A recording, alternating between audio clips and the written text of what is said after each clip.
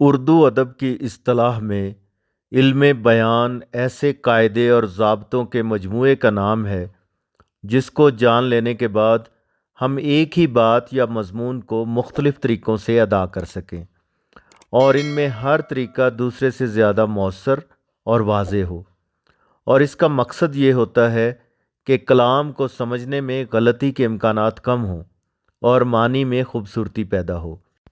علم بیان سے کلام میں رعنائی، دلکشی، جوش اور تاثیر پیدا ہوتی ہے۔ میر انیس کا یہ مصرع علم بیان کی وضاحت کے لیے کافی ہے۔ ایک پھول کا مضموں ہو تو 100 رنگ سے باندھوں۔ علم بیان تشبیہ، استعارہ، کنایہ اور مجاز مرسل پر مشتمل ہے۔ سب سے پہلے ہم دیکھیں گے تشبیہ۔ تشبیہ عربی زبان کا لفظ ہے اور جس کا مطلب ہے مشابہت پیدا کرنا یا ایک چیز کو دوسری چیز کی مانند قرار دینا۔ تشبیہ کا لفظ شبہ سے نکلا ہے، اس کے لغوی معنی مشابہ قرار دینے کے ہیں۔ علم بیان کی اصطلاح میں مشترک خصوصیات کی بنا پر ایک چیز کو دوسری کی مانند قرار دینا تشبیہ کہلاتا ہے۔ تشبیہ کے لیے لازمی شرط یہ ہے کہ جس چیز سے تشبیہ دی جائے اس میں وہ خوبی مسلمہ طور پر زیادہ ہو۔ اگر دونوں چیزوں میں یکساں نوعیت کی خوبی پائی جائے تو اسے تشبیہ نہیں بلکہ تشابہ کہیں گے۔ مثالیں ملاحظہ کیجیے۔ اس چشمے کا پانی برف کی مانند ٹھنڈا ہے، یہ تشبیہ ہے، اور اس چشمے کا پانی اس چشمے کی مانند ٹھنڈا ہے، اسے تشابہ کہیں گے۔ اسی طرح شازیہ پھول کی مانند ہے، یہ تشبیہ ہے، اور شازیہ ناہید کی مانند ہے، یہ تشابہ ہوگا۔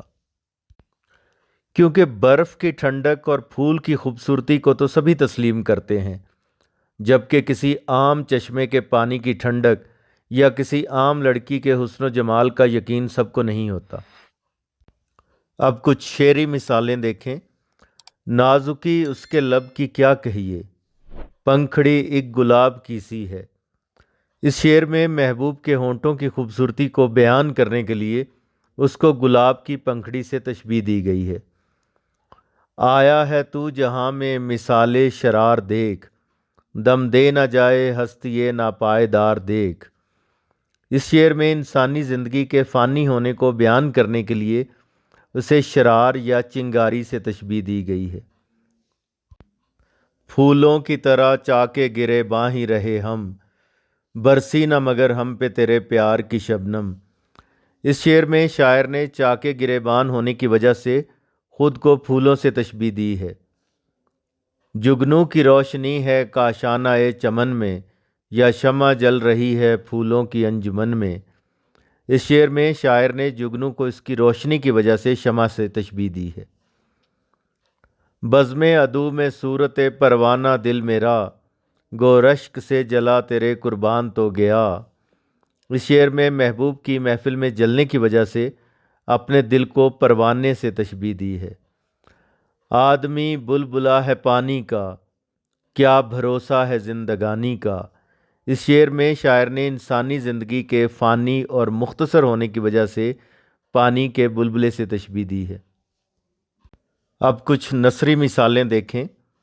جھرنا کی آنکھیں جھیل کی طرح خوبصورت ہیں، علی شیر کی طرح بہادر ہے، صائمہ کے دانت موتی کی طرح چمکتے ہیں۔ اب اس میں بہادری کو شیر سے، آنکھوں کو جھیل سے اور دانتوں کو موتیوں سے تشبیہ دی گئی ہے۔ اب ہم ارکان تشبیہ دیکھتے ہیں۔ ارکان تشبیہ 5 ہیں۔ 1 مشبہ، 2 مشبہ بہی، 3 وجہ شبہ، 4 حرف تشبیہ اور 5 غرض تشبیہ۔ مشبہ وہ شے جس کو تشبیہ دی جائے، مشبہ بہی وہ شے جس سے تشبیہ دی جائے اور وہ اس خوبی میں جامع اور معروف ہو۔ وجہ شبہ وہ مشترک خوبی یا صفت جو مشبہ اور مشبہ بہی دونوں میں پائی جائے، اور حرف تشبیہ وہ حروف جو تشبیہ دینے کے لیے استعمال ہوں۔ مثلاً سا سی کی طرح، مانند، مثال، گویا، جیسا وغیرہ۔ غرض تشبیہ وہ مقصد جس کے لیے تشبیہ دی جائے۔ مثال کے طور پر جو شعر تھا، نازکی اس کے لب کی کیا کہیے، پنکھڑی ایک گلاب کی سی ہے، اس میں لبوں کو تشبیہ دی گئی ہے پھول کی پنکھڑی سے، تو مشبہ اس میں لب ہیں اور مشبہ بہی پنکھڑی، اور وجہ شبہ ہے نزاکت، اور حرف تشبیہ ہے سی، اور غرض تشبیہ یہ ہے کہ شاعر لبوں کی نزاکت کو نمایاں کرنا چاہتا ہے۔ ارکان تشبیہ کی مزید مثالیں دیکھتے ہیں۔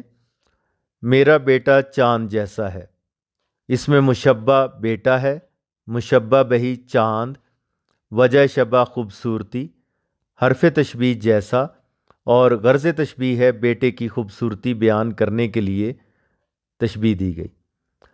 زندگی ہے یا کوئی طوفان ہے، ہم تو اس جینے کے ہاتھوں مر چلے، مشبہ اس میں زندگی ہے، مشبہ بہی طوفان، وجہ شبہ مصائب اور انتشار، حرف تشبیہ یا، اور غرض تشبیہ ہے زندگی کی مصیبتوں اور انتشار کو ظاہر کرنا۔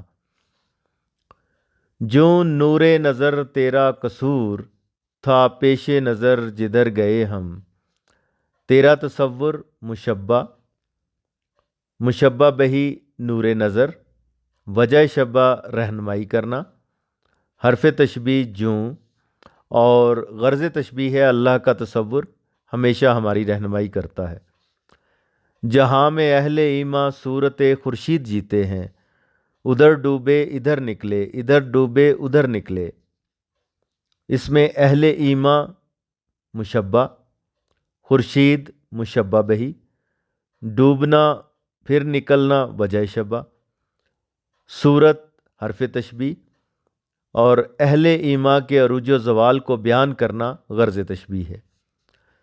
شمع کے مانند ہم اس بزم میں، چشم تر آئے تھے دامن تر چلے، مشبہ ہم مراد انسان، مشبہ بہی شمع، وجہ شبہ دونوں آبدیدہ رہتے ہیں، حرف تشبیہ مانند، اور غرض تشبیہ انسان کو غمزدہ قرار دینا۔ پھول ہیں صحرا میں یا پریاں قطار اندر قطار، اودے اودے نیلے نیلے پیلے پیلے پیرہن، مشبہ پھول، مشبہ بہی پریاں، وجہ شبہ رنگ برنگ کا ہونا، حرف تشبیہ یا، اور غرض تشبیہ پھولوں کی رنگینی بیان کرنا۔ تشبیہ کے حوالے سے چند اہم نکات۔ تشبیہ کا لفظ شبہ سے نکلا ہے۔ تشبیہ کا لغوی معنی مثال دینا یا مشابہ قرار دینے کے ہیں۔ اصطلاح میں ایک چیز کو کسی مشترک خوبی یا خامی کی بنیاد پر دوسری چیز جیسا قرار دینا تشبیہ کہلاتا ہے۔ دوسری چیز اس خوبی میں جامع اور معروف ہوگی۔ ارکان تشبیہ 5 ہیں۔ وہ چیز جس کو دوسری چیز کی مانند قرار دیا جائے مشبہ کہلاتی ہے۔ وہ چیز جس سے تشبیہ دی جائے مشبہ بہی کہلاتی ہے۔ وہ مشترک خوبی یا صفت جو مشبہ اور مشبہ بہی دونوں میں پائی جائے وجہ شبہ یا وجہ تشبیہ کہلاتی ہے۔ وہ حروف جو تشبیہ دینے کے لیے استعمال ہوں یا مشبہ اور مشبہ بہی کے درمیان تشبیہ کا تعلق پیدا کریں حرف تشبیہ کہلاتے ہیں۔ انہیں ادات تشبیہ بھی کہا جاتا ہے، مثلاً سا، سی کی طرح، مانند، جیسا، مثال وغیرہ۔ غرض تشبیہ وہ مقصد ہے جس کے لیے تشبیہ دی جائے۔ مشبہ اور مشبہ بہی کو طرفین تشبیہ کہتے ہیں۔ تشبیہ عربی زبان کا لفظ ہے۔ تشبیہ کی بنیاد حقیقت پر ہوتی ہے۔